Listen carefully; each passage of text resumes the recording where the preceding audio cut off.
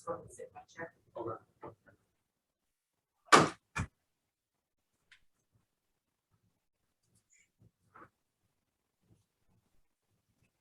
Good morning, Mr. Lamont. How are you? Good morning. I'm good. How are you? I'm doing quite well this morning. My name is Jennifer Thompson, and I'm one of the parole board members that will be interviewing you this morning. Along with me from the parole board are Jackson Lofgren and Rachel Bruner. I'll lead this particular interview, but they will jump in and ask questions from time to time. And so let's just right away, let's just talk about the incident and the offenses that brought you to the North Dakota Department of Corrections. I work in the pipeline industry and I weld, and we had rained out that day, and we had been drinking periodically throughout the day. And then that night, another guy kind of started, start something with me, and I brushed it off. And then after a few more hours, we got in a little altercation, and they threatened me, pretty much told me they were going to kill me, and I, at that point on, there's like a blank spot in my memory. I do not remember going and getting a gun or shooting it or anything, and I don't want that to take away from, I take ownership in everything that I did. There's a spot where I do not remember shooting anyone, Do you recall what the argument was about? I think it was something stupid. I don't remember exactly what it was about, honestly. I think it was just more like we were both, had been drinking a while, and we're just talking crap to each other, and I don't think that it was over really anything. And you say this one individual, but there were multiple victims essentially in this particular case. Did you know any of these victims prior to this? The guy that passed away, I was the only one that I knew and was a friend of mine. Okay. And the others you just had met while working at the pipeline and in this particular man camp? Yes, ma'am. Okay. And so, at the point where you go and get the gun, are you saying then that you don't remember anything like after that? After that, my next memory is I remember sitting in my truck for some reason. I don't remember how I even got there. And I remember the cops telling me to get out of the truck. I do remember that part, but there's a lapse right there where I do not remember the actual shooting. I remember being put in the back of the cop truck, and arrested. But that's my next memory. Okay, so after you had fired your gun, you did not flee. You remained at the man camp? From what I understand, I waited for the cops to get there. I guess in my head, maybe I thought that I was self-defense or something, but like I said, I do not remember ever shooting the weapon. Okay. And do you have any prior criminal history up to this point? No, ma'am. And I know you did graduate from high school, Hudson, Texas, and you have a welding certificate. So I assume that is what you do. You do welding on pipelines. Yes, ma'am. I went to Tulsa Welding School out of high school, and I got their master welding certificate. Okay. And at some point in time, obviously you are going to be released. What are your plans after you leave the Department of Corrections? My plans are to work and to try not to let this incident define the rest of my life. I want to do good, and I want to start a family. I've been with the same girl for 13 years now, and I want to start a family and get a job and live a normal life,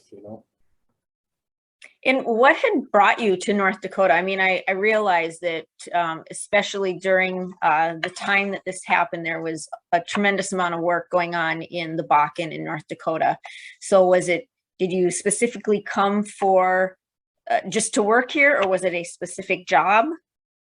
So a little backstory, the year prior to this, would have been 2011. I worked for about 4 months up here. I stayed in Stanley, and we welded pipe all over from Lignite to Watford to Minot.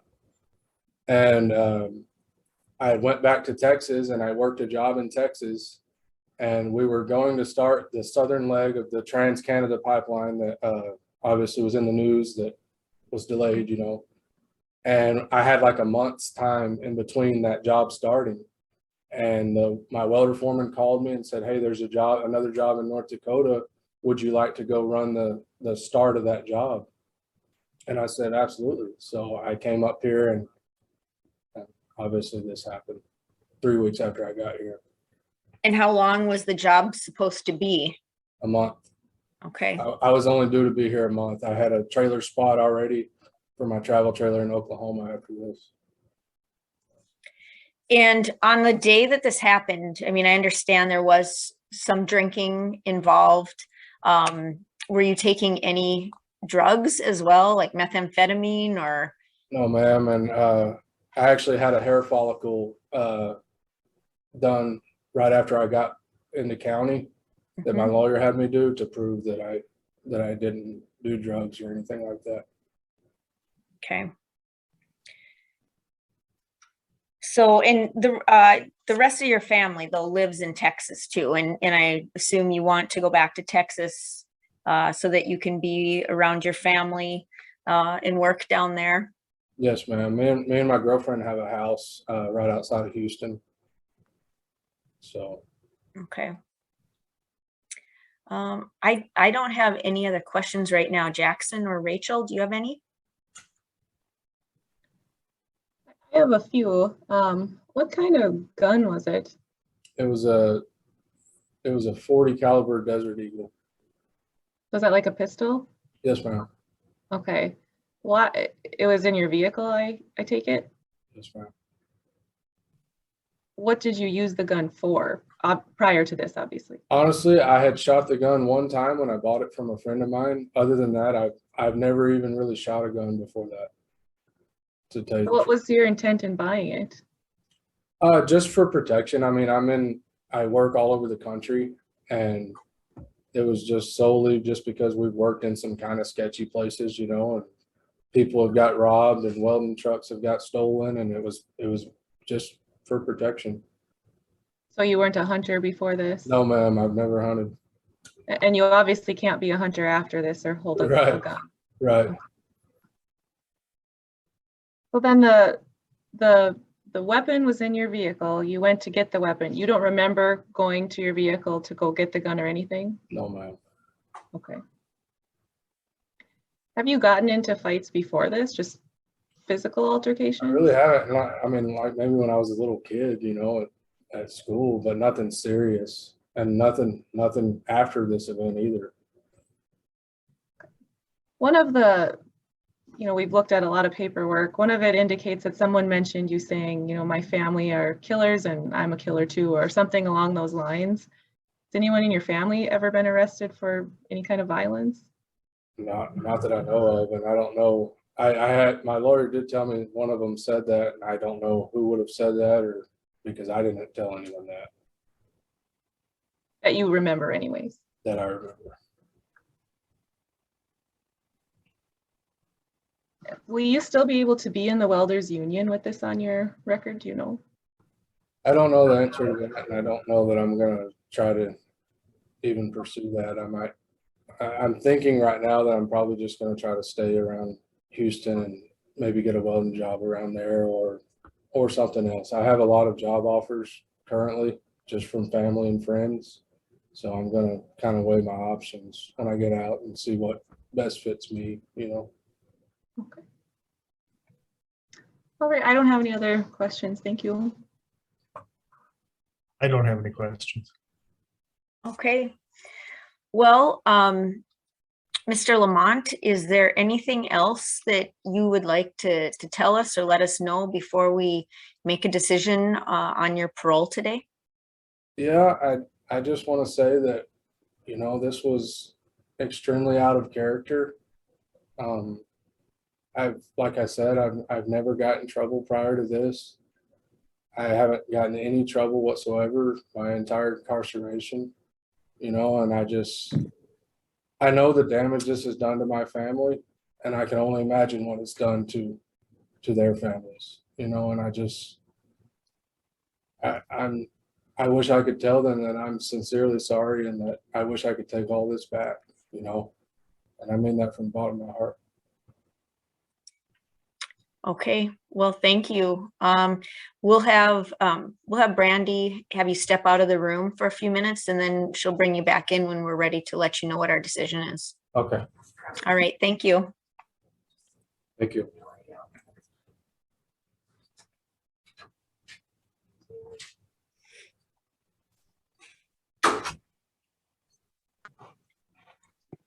Are we okay, Brandy?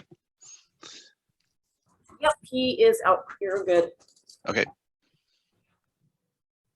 Okay. I mean, I'm sure you guys saw all of the letters sent, petitions sent in regards to this case, and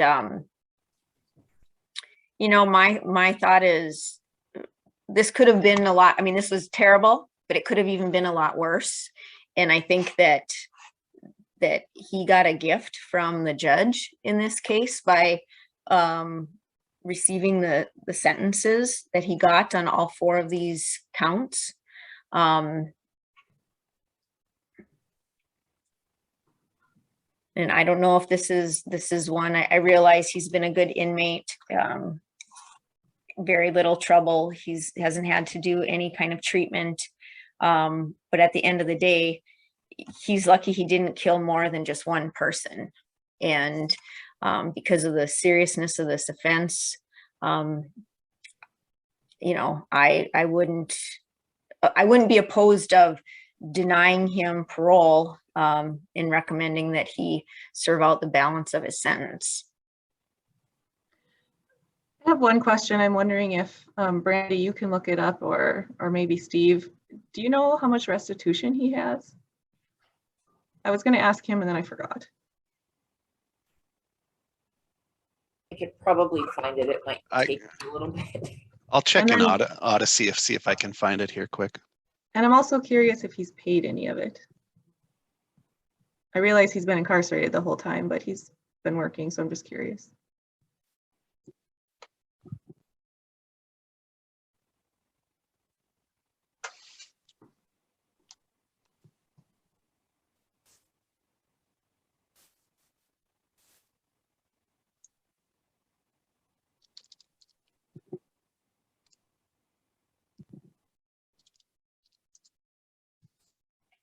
You know, I read through a lot. I mean, I read through all the, you know, the letters and the petitions. I think there's a lot of, I don't know how to, inaccurate assessments of maybe the sentence he got, because the way Yeah. I mean, he served all of the manslaughter sentence. I mean, it's completely done. You know, he got a 10-year flat sentence. He served the 85% of it, so that sentence is completely done. And then he moved on to the consecutive terrorizing and reckless endangerment sentences.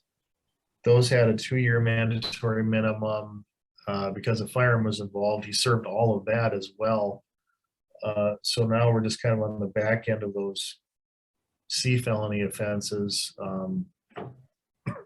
I know there was some of the things that said he'd only served 7 years. Well, we know that's not accurate. He's been here for 8, plus he had 526 days of county jail time that they wouldn't have given him credit on while on bond. So I don't know where that comes from.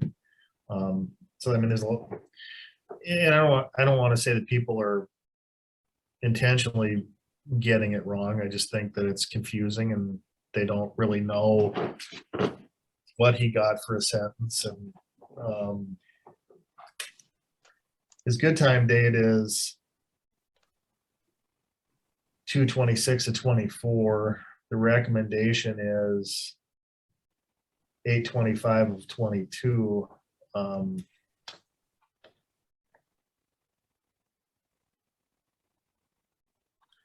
I have the restitution information if you guys would like it. Yeah, I've got to. Go ahead, Leah. Go ahead, you can go, Steve. There was, it looks like a total of 5,035 assessed, 5,035 and 81 cents. It's down to $731.45 as of today. You can see, yeah. There's been payments starting in 2014 through 2018. Okay. I think the last payment was like 1,200 or 178, but there was a $1,289 from the prison here. So he must have been working and money went towards it. Steve, maybe I'm looking at this wrong, but I think the restitution is actually paid in full and the remaining are like the court fines and fees. Yep, that would make That's sense. what I see as well. Yep, correct. That's positive. But I agree with kind of both of you, Jennifer and Jackson. I think he did get a gift from the judge. His plea was to manslaughter. He was charged with obviously much more severe crimes, and we don't know, the rationale behind all of that necessarily. And I can understand why people are upset about that. We don't have any control over, what the judge gave him. He's doing really well now. I don't know that I completely understand the whole, I don't remember anything about anything except when it's positive towards me. Like, oh, yeah. We were, they were threatening me. They threatened my life. I remember that, but then I don't remember anything. Like, that's not necessarily believable for me anyways. So this one's difficult. I'm not opposed to allowing him to sit his sentence, but then the purpose of that, just so we're all aware, is just for punishment, right? I mean, there's no other purpose for that. And I don't know that I love that either. So I don't know. I think we should give him a parole. Is August too soon? It could be. But if we moved it to February of 2023, that would give him a year parole. At that point, he'll have served about 11 years. But I guess it's a discussion we have to have and figure out, what we want to do. Well, I mean, I could definitely live with February of 23, a year. I think that's a pretty decent compromise. He's still sitting another year and he has a lot of time to think. Mm-hmm.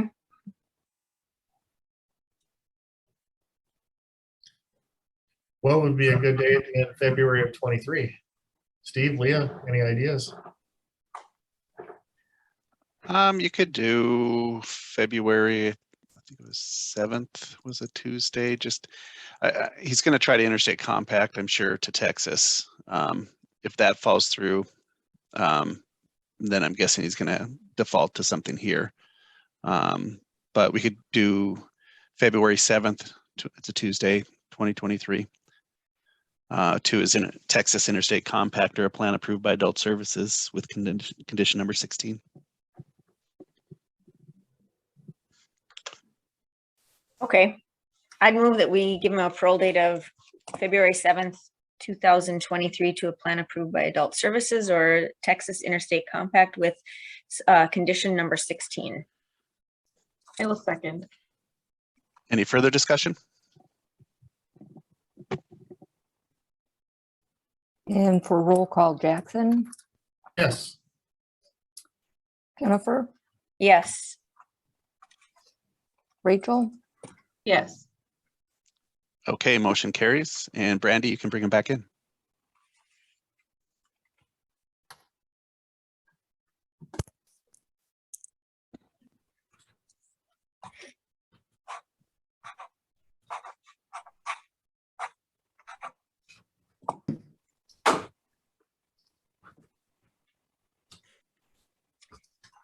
All right, Mr. Lamont, the parole board has discussed your particular case, and you know, this is not an easy decision for us, because at the end of the day, there is a person that has lost their life and another person that was injured, and it certainly could have been much worse.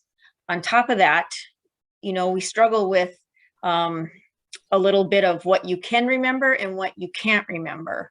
But we do recognize that you have been a good inmate while you've been with the Department of Corrections. You have been gainfully employed and doing well in the jobs that you've held there. So we have decided to give you a parole date of February 7th, 2023 to a plan approved by Adult Services or to a Texas Interstate Compact. In addition to the standard conditions of parole, you will also be subject to condition number 16, which is no contact with any victims in this case. All right. Okay, good luck to you, sir. Okay, thank y'all.